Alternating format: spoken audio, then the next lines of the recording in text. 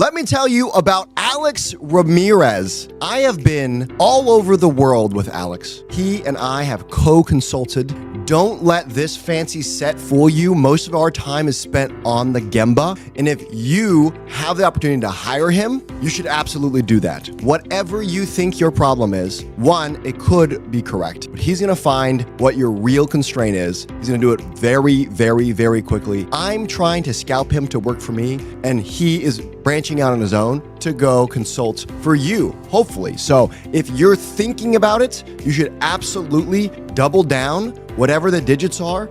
But if you hire him, be ready for the truth. He will tell you what you need to hear, not necessarily what you want to hear. This is my personal opinion. If you're gonna hire him and bring him in and pay him thousands and thousands and hundreds of thousands of dollars, you should listen to what he says, because you're gonna make your money back probably in the first week.